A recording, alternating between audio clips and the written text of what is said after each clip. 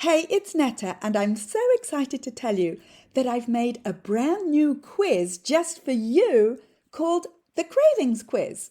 It's a quick 10-question quiz that I designed to get you thinking more deeply about your cravings, because the first step to feeling more in control around food, especially sugar, is to be aware of how cravings affect you. And whereas most quizzes give you generic feedback, I'm offering to give you specific, personalized feedback and practical tips to help you turn theory into action.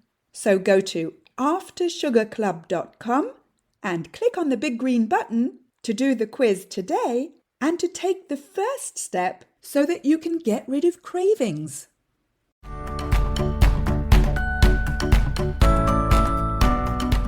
Welcome to the Life After Sugar podcast, the podcast that's not just about sugar, but about your relationship with it and also with food and especially with yourself. So if you want to discover your life after sugar and hear inspiring stories from all kinds of people who also cut out sugar in their way, at their pace, for their own reasons, this is the podcast for you. Because when you take away the sugar, you can finally discover the real sweetness in your life.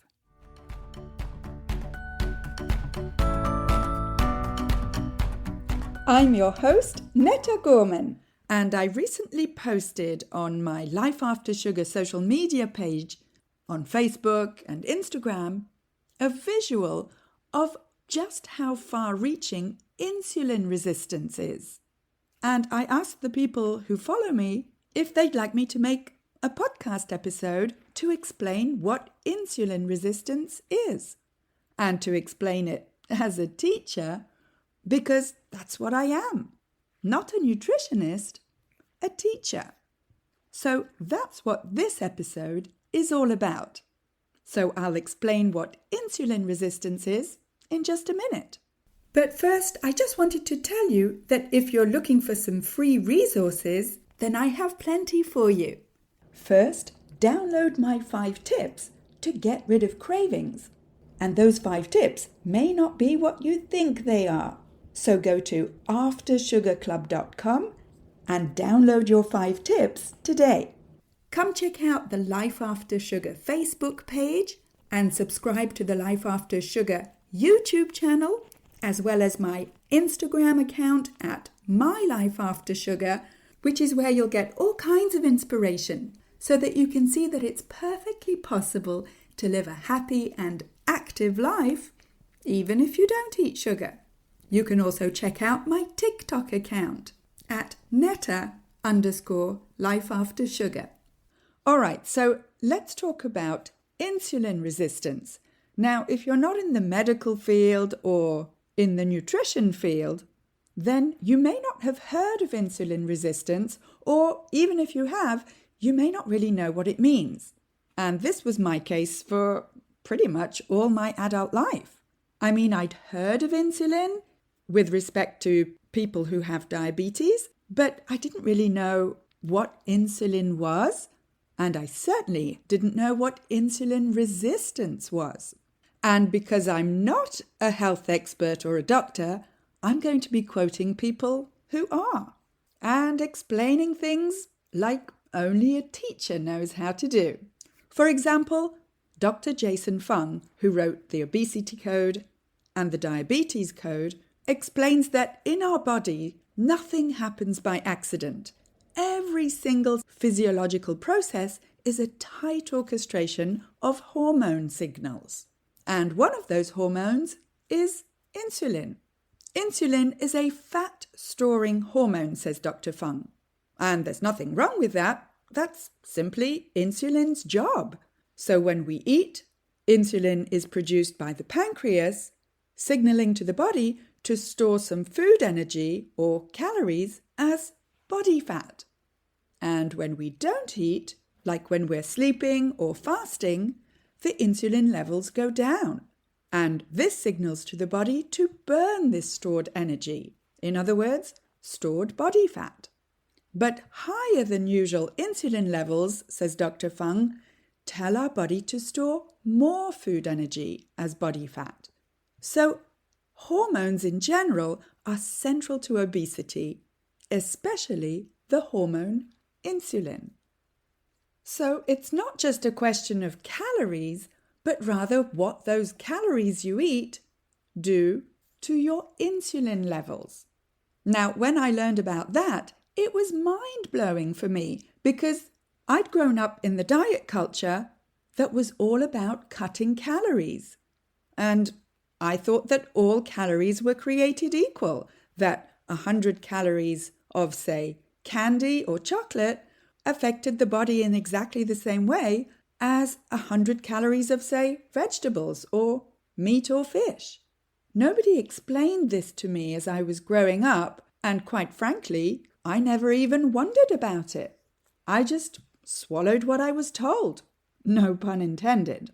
And it wasn't until I myself cut sugar in my mid-40s that I started to get interested in how the human body actually works and how hormones work, especially insulin, in human metabolism, including body weight. And that's when I found out that everything I had believed before about caloric intake and exercise, in other words, cut calories and do more exercise to lose weight, everything I'd been told and everything I'd experienced wasn't actually biologically accurate where the human body is concerned. And you may have had the same experience as myself where you would cut calories or cut your portions and do more exercise with the goal of losing weight. And one of two things may have happened to you as they did to me. Whenever I cut calories, I felt hungrier. And then when I couldn't stand the hunger anymore, I just eat anything in sight. Or when I'd done more exercise, again with the goal of losing weight, I would reward myself with food. And by food, I mean sugary food, of course. And then I would wonder, well, how come I'm not losing weight? I'm eating less, or I thought I was, and I'm exercising more, but my weight loss is minimal. Well, that makes sense when we learn about how the human body actually functions. Because as Dr. Jason Fung explains, we don't consciously control our body weight any more than we control our heart rate or our body temperature. These things are automatically regulated, and, he says, so is our weight. And different hormones regulate different things. For example, the hormone ghrelin, also known as the hunger hormone, tells us when we're hungry. And there are other hormones like peptide YY and leptin that tell us that we feel full. And what Dr. Fung explains that I found so mind-blowing, but only because I'd believed what I was told by the diet industry before, what he explains is that obesity or weight gain can actually be a hormonal dysregulation rather than just too many calories. And so what Dr. Jason Fung found, especially studying obesity and hormones, is that insulin levels are almost 20% higher in obese subjects, and these elevated insulin levels are strongly correlated to waist circumference and waist-hip ratio. So that's what got him wondering, well, does high insulin cause obesity? And basically the short answer that he found was yes. In fact, he found that patients who use insulin regularly and physicians who prescribe insulin already know the awful truth, which is that the more insulin you give, or the more insulin your pancreas produces naturally, the more weight you gain. And numerous studies have already demonstrated this fact. Insulin causes weight gain. Now, you may or may not want to believe this, and believe me, I was skeptical at first, because it goes against everything that I was told or that I'd understood growing up in the 80s and 90s. But actually, there was a 1993 diabetes control and complications trial where researchers compared a standard dose of insulin to a high dose, which was designed to tightly control blood sugars in type 1 diabetic patients. And what did this study find? Yes, large insulin doses controlled blood sugars better, but guess what happened to the people's weight? Participants who received a high dose of insulin gained on average approximately 9.8 pounds or 4.5 kilograms more than participants in the standard group, which means that more than 30% of patients experienced a lot of weight gain. And this was a study in 1993. So we knew about this back then. But I mean, it's such a huge mindset shift to go from counting calories to looking at insulin. And it was really shocking for me, as it might seem to you too.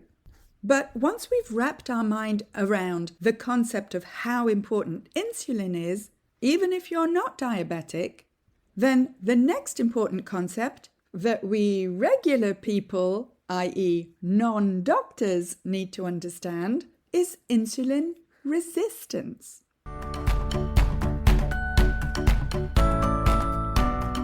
I want to take a quick break to say that if this is your first time here, then welcome and thank you for listening to this podcast. And whether you're new or a regular and you haven't yet rated or reviewed this podcast, could I ask you to scroll down and tap on the stars to rate this podcast and also to write a short review to let me know how this podcast is helping you in your life after sugar. I love reading your reviews. And when you rate and review this podcast, not only does it encourage me to continue making new episodes, but it also helps to share this podcast and have more people see it so that we can help more people feel better and lose weight with less sugar. So again, thank you for rating and reviewing this podcast and for spreading the word about sugar.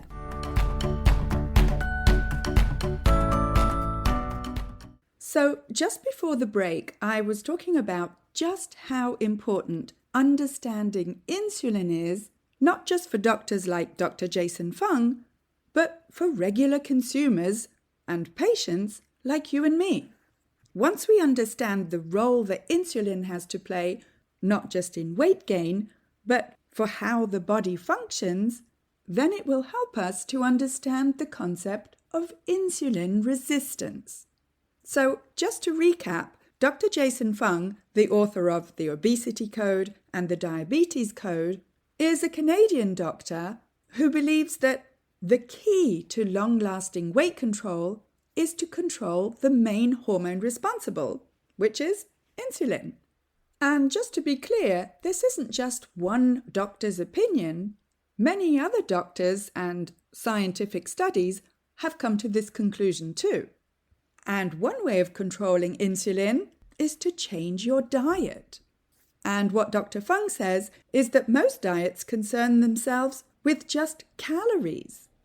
And that's why he believes that most diets fail over the long term, because it's not possible to address only part of the problem and expect success. What he says is that if you want to lower fat storage on your body, you should strive to lower your insulin levels. And this doesn't always mean a low carb or low sugar diet. In fact, Dr. Fung cites many cultures that eat a lot of carbs but don't necessarily suffer from obesity. He gives the example of the Irish loving their potatoes, the Asian cultures loving their white rice, the French with their French baguette, other cultures with, for example, sweet potato or manioc, and so on. So Dr. Fung points out that it's not just what we eat, but when we eat, and that stimulating your production of insulin every time you eat, if you're eating 4, 5, 6 times a day, is maybe not the best idea, biologically speaking, and especially if you're looking to lose weight. So in many of these cultures that he mentions that do eat carbs, and carbs tend to stimulate insulin more, well, they aren't eating 3, 4, 5, 6 times a day. And maybe that's why they're not experiencing the obesity epidemic that's happening in North America, for example. And also, says Dr. Fung, the diet culture that we've grown up with tells us exactly this. Eat 6 times a day, 3 meals, 2 or 3 snacks. Eat often. Eat carbs at every meal, even to lose weight. It sounds backwards, he says, because it is backwards. And what happens when we eat foods that stimulate our insulin many times a day? Well, what millions of people develop is insulin resistance. And I want to quote another doctor, Dr. Mark Hyman, who explains that insulin resistance is often accompanied by abdominal obesity, that's belly fat, fatigue after meals, sugar cravings, high triglycerides, low HDL, high blood pressure, blood clotting problems, and chronic inflammation. And there's one test, says Dr. Hyman, who's an American doctor, that your doctor probably isn't doing, and that can detect high insulin levels before these warning signs appear and therefore prevent type 2 diabetes decades before it's full-blown. What is this test? It's called a fasting insulin test. And Dr. Hyman explains that fasting insulin is a measure of your insulin levels that are unaffected by a recent meal. So this test detects insulin resistance long before a fasting blood glucose test does. Okay, but what is insulin resistance? Well, let's see if I can explain it as a layperson. So the role of insulin is basically to bring down blood sugar levels, especially after we eat. And as we saw earlier, many of us are eating foods that stimulate insulin and eating these foods too often. So our blood sugar levels keep going up several times a day, and our pancreas keeps producing insulin in response several times a day. So what helped me understand insulin resistance, which is also often referred to as pre-diabetes, is the image of the pancreas producing insulin, but the cells in your body not reacting to this production of insulin. In other words, not doing their job of regulating blood sugar and therefore resulting in excessive sugar in the blood. And then over time, the pancreas keeps trying to regulate the blood sugar by producing more insulin until it kind of wears out and just can't produce large amounts of insulin anymore. And as a result, blood sugar levels increase to the point of being in the diabetic range. So the concept of resistance in human biology, like for insulin resistance, is a bit like when you keep going into a loud environment and at some point you get used to that level of noise and you don't really notice it so much anymore. It's like you become a little bit deaf to the noise. And it takes a higher and higher level of noise for you to notice the noise. Well, in insulin resistance, it's as if the cells that regulate blood sugar become deaf to the insulin that the pancreas produces. And this is the concept of resistance. Pretty much anyone can become insulin resistant, but in particular, people with excess weight are at a higher risk. But again, as a layperson, it feels like it's a chicken and egg kind of situation where I wonder, is it obesity that leads to insulin resistance? Or is it insulin resistance that comes before obesity? And how do you know that you're insulin resistant? Well, there are symptoms or signs.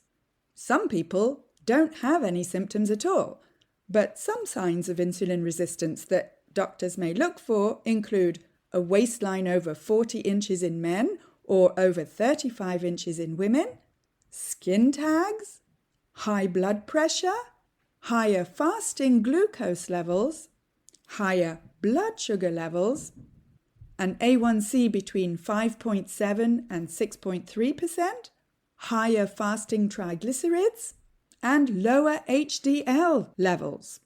And that all sounds a little bit technical, so let me come back to what I posted on the Life After Sugar social media pages not so long ago, which is that insulin resistance has been linked to so many health issues like stroke, heart disease, obesity, migraines, osteoarthritis, possibly dementia, childhood obesity, polycystic ovarian syndrome or PCOS, fatty liver, arthritis, Alzheimer's disease, which in some circles is even known as type 3 diabetes, high blood pressure, type 2 diabetes, and even erectile dysfunction and sarcopenia, which has long been believed to be an age-related condition which is characterized by the progressive loss of muscle mass and strength.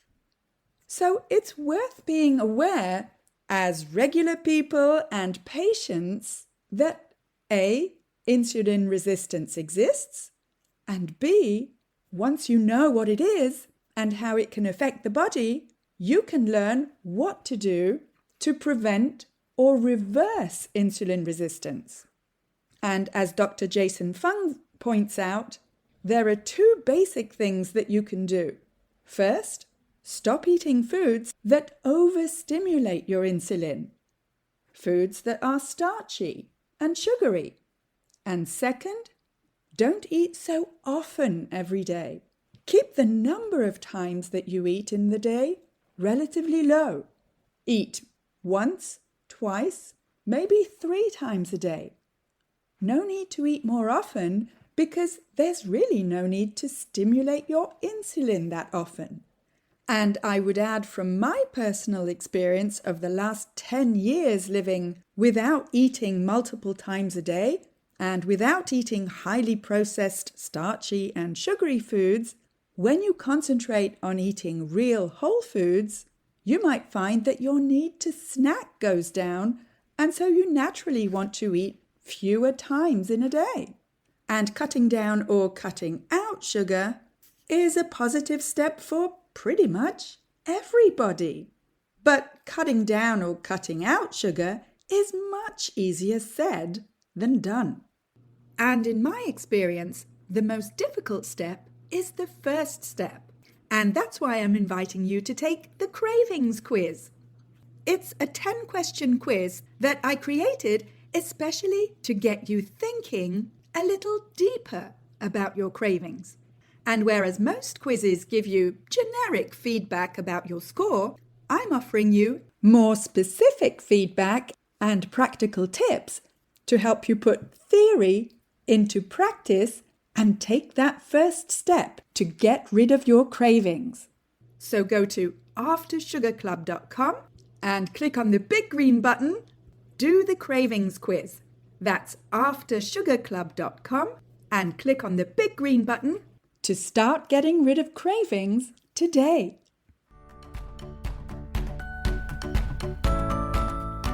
That's it for this week. Keep in touch and see you soon for another episode.